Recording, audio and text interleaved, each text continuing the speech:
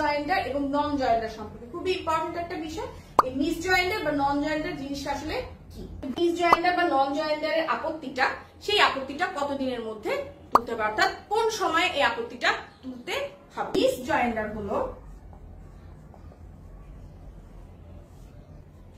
অপসংযোগ,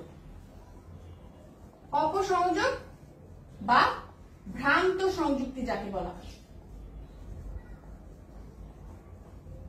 অপসংযোগ বা ভ্রান্ত সংযুক্তি তার মানে হচ্ছে যে যদি কিনা মোকদ্দমায় কোন পক্ষকে, এমন কোন পক্ষকে সংযোগ করা হয় যিনি কিনা মোকদ্দমার বিষয়বস্তুর জন্য প্রয়োজনীয় নয়, অর্থাৎ মোকদ্দমার বিষয়বস্তুতে প্রয়োজনীয় পক্ষ ছাড়া যদি অন্য পক্ষকে সংযুক্ত করা হয় তবে সেক্ষেত্রে সেটা হবে মিস জয়েন্ডার বা অপসংযোগ বা ভ্রান্ত সংযুক্তি, অর্থাৎ ভুলে তাকে সংযুক্ত করা হয়েছে। এটা হচ্ছে একটা মিস জয়েন্ডার।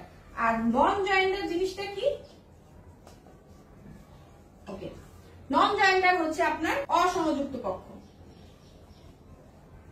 অর্থাৎ মোকদ্দমার যে প্রয়োজনীয় পক্ষ রয়েছে তাকে যদি কোনো কারণে সংযুক্ত না করা হয়ে থাকে তবে সেই ক্ষেত্রে সেটা হবে আপনার কি? নন জয়েন্ডার। তার মানে আমরা মিস জয়েন্ডার এবং নন জয়েন্ডার সম্পর্কে এই অর্ডার অ্যাক্টের বিধি 9 আলোচনা করলাম এবং এখানে আমরা দুটো বিষয় দেখলাম। মিস জয়েন্ডার হচ্ছে আপনার অপসংযোগ বা ভ্রান্ত সংযুক্তি, অর্থাৎ প্রয়োজনীয় পক্ষকে সংযুক্ত না করে যদি আপনার ভুল কোনো ব্যক্তিকে, অর্থাৎ ভুল কোনো পক্ষকে সংযুক্ত করে সেটা হবে আপনার অপসংযোগ বা ভ্রান্ত সংযুক্তি। আর নন জয়েন্ডার হচ্ছে আপনার কোনটা?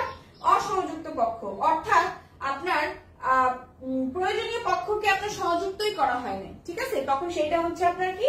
নন জয়েন্ডার বা অসংযুক্ত পক্ষ। এই বিষয়টা এই বিধি 9 অর্থাৎ অর্ডার 1 অর্থাৎ আদেশ 1 বিধি 9 বলা হয়েছে। এই যে আমরা রুল 9 মিস জয়েন্ডার এবং নন জয়েন্ডার সম্পর্কে আলোচনা করেছি, এখন যদি কোনো পক্ষ মিস জয়েন্ডার বা নন জয়েন্ডার আপত্তি তুলতে চায় তবে সেই ক্ষেত্রে তাকে এই বিধি 13 আন্ডারে আবেদন করতে হবে।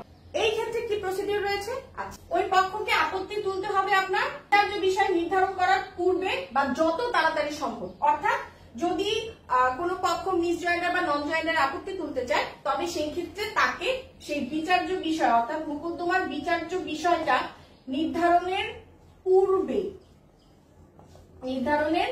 পূর্বে বা যত তাড়াতাড়ি সম্ভব, ঠিক আছে, যত তাড়াতাড়ি সম্ভব তাকে আপত্তি তুলতে হবে।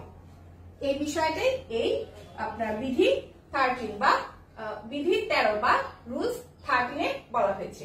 আর যদি পক্ষ এই আপত্তি না তুলে, অর্থাৎ যেই টাইম লিমিটেশনটা দেওয়া হয়েছে অর্থাৎ বিচার্য বিষয় নির্ধারণের পূর্বে বা যত তাড়াতাড়ি সম্ভব, যদি এই সময়ের মধ্যে তিনি কোনো আপত্তি না তুলে, অর্থাৎ পক্ষ কোনো আপত্তি না তুলে থাকে তবে সেই ক্ষেত্রে তা পরিত্যাগ হয়ে গেছে বলে ধরে নেওয়া হবে। এই হচ্ছে বিধি 13 বা রুলস 13।